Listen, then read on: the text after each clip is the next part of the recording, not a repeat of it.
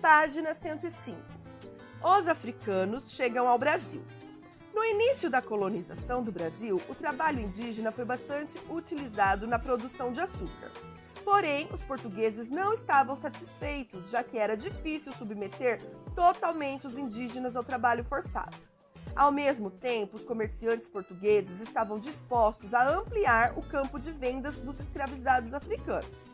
Os africanos eram capturados por comerciantes ou por chefes de tribos e de reinos africanos e negociados com os portugueses em troca de tecidos de seda, joias, metais preciosos, armas, tabaco, algodão e cachaça.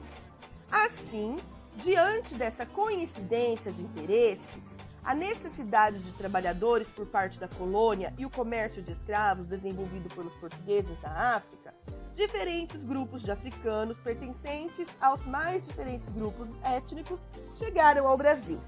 Aqui, através neste mapa, você pode ver a influência africana no português do Brasil. Olha só. Eles vieram da África, do Congo, de Moçambique. Os bantus e os sudaneses. Navios negreiros. Embarcações usadas para transportar os escravos eram também conhecidos como tumbeiros, que significa aquele que leva para a tumba, ou seja, para a morte. Depois de comprados na África, as pessoas escravizadas cruzavam o Oceano Atlântico a bordo dos chamados navios negreiros, e as condições eram péssimas nesse navio, então muitos morriam mesmo antes de chegar ao destino. Página 106. Ainda nos portos africanos, os escravizados tinham o braço, o peito e as pernas marcados com ferro em brasa. Depois eram acorrentados e desta forma amontoados nos porões dos navios.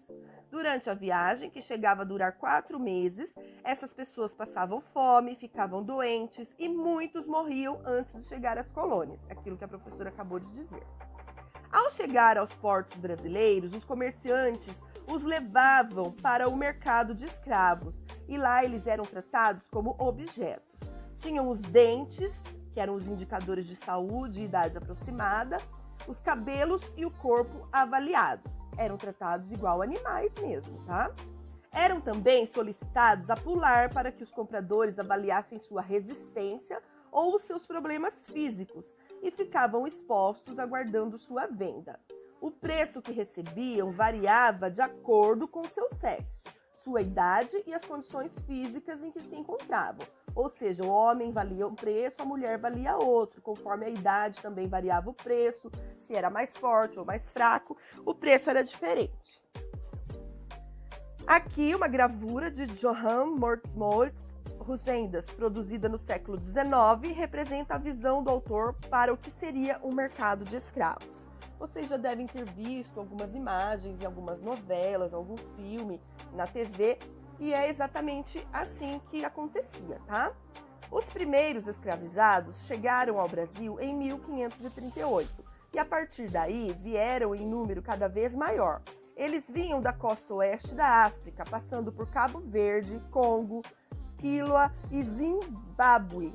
Os sudaneses geralmente eram levados para a Bahia e os bantus para o Maranhão, Pará e Pernambuco, Alagoas, Rio de Janeiro e São Paulo.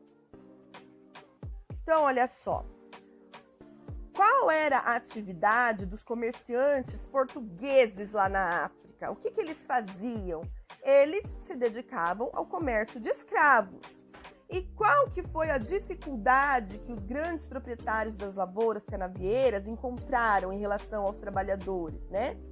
Era muito difícil submeter totalmente os indígenas ao trabalho forçado. Então, é aí que eles foram atrás dos escravos africanos.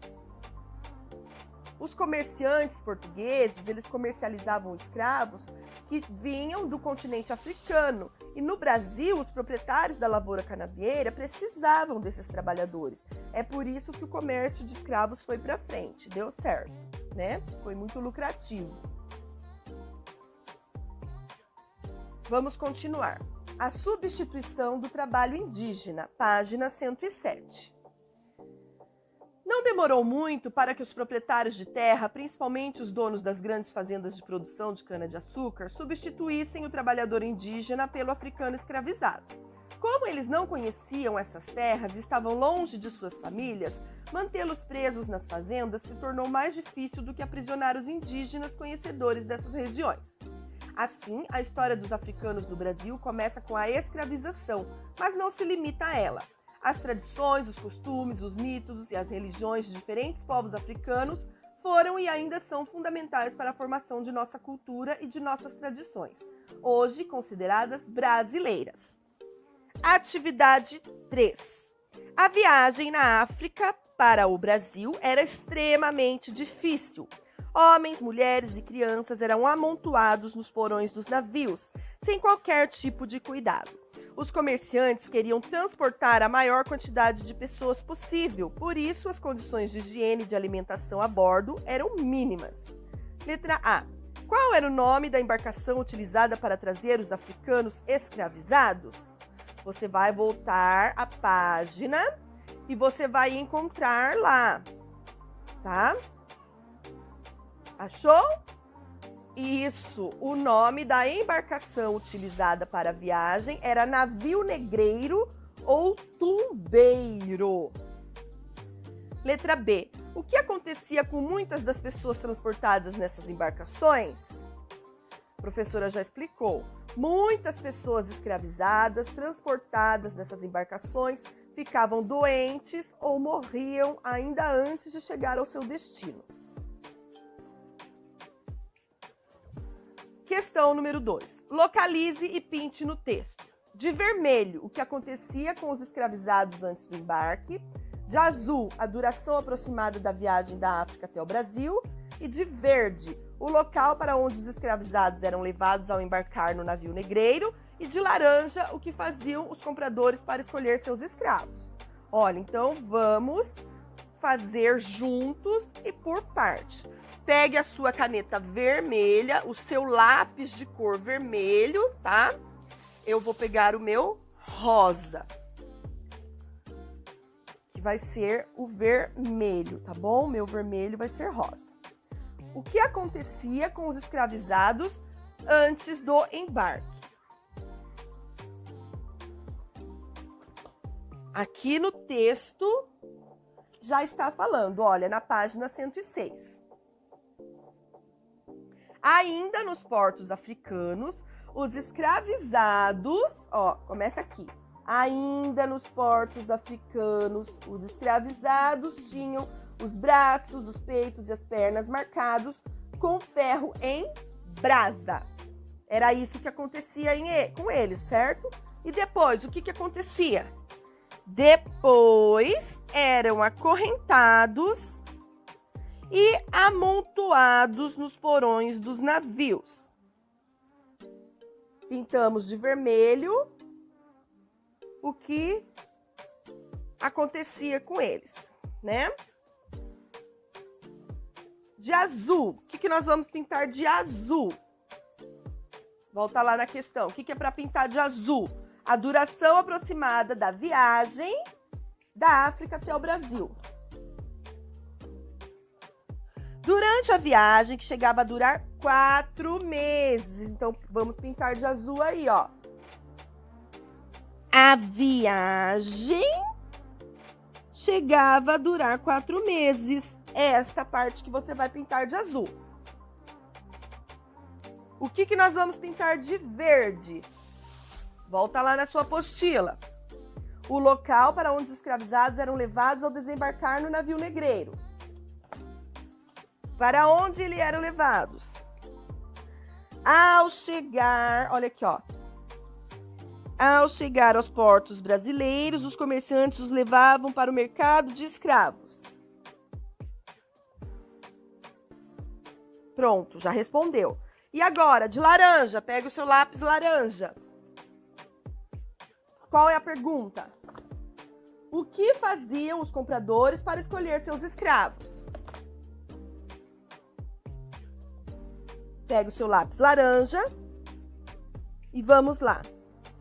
Aqui, eles tinham os dentes indicadores de saúde, idade, os cabelos e os corpos avaliados. Eles eram avaliados, né?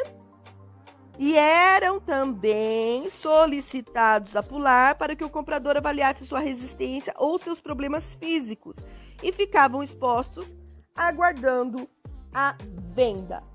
E a relação ao preço? O preço que recebiam variava de acordo com seu sexo, sua idade e suas condições físicas em que se encontravam. Você vai pintar de laranja esta parte. Tudo bem? Vamos para a próxima atividade. Página 108.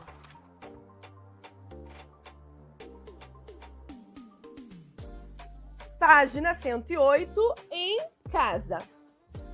Releia o tópico Os Bantus e os Sudaneses, da página 99 a 101, e preencha a cruzadinha. Letra A. Continente habitado por povos que no século XV intensificaram o comércio com os portugueses. Que continente era esse, pessoal? Letra A. 1, 2, 3, 4, 5, 6, 7, 8 letras. Você vai procurar no seu texto para responder. Letra B. Um dos povos que habitava o continente africano no século XV. Com quantas letras? 1, 2, 3, 4, 5, 6, 7, 8, 9. Tá? Letra C. Material retirado das presas de elefantes e comercializado pelos povos de língua banto. Letra D. Os povos de língua banto organizavam importantes reinos que destacavam por sua técnica em... Letra E. Modo pelo qual os povos de língua banto se espalharam pelo continente africano. Sempre contando o número de letras e vendo se bate com as letras que já vão estar aí. Letra F. Conjunto de povos que se dividia em 2 grupos. Angola, congoleses e moçambiques. Letra G. Povos de língua banto organizavam importantes reinos que se destacavam pelo comércio de... 1, 2, 3, 4 letras. Você vai procurar essas respostas lá no texto da página 99 a 101. A professora não vai deixar a correção agora, eu vou deixar somente no final da aula. Você pausa o vídeo, faça e somente depois eu vou trazer a correção.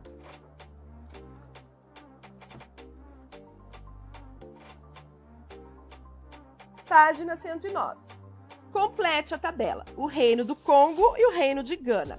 Você vai achar a localização, aqui eu já digo, o Reino de Congo, você vai achar lá, ele se localiza às margens do rio Congo, por isso que ele chama Reino do Congo. A língua, que língua que o Reino de Congo fala? Língua banto. Atividade que se destacavam. Eles se destacavam nas técnicas de metalurgia, comércio de ouro e marfim.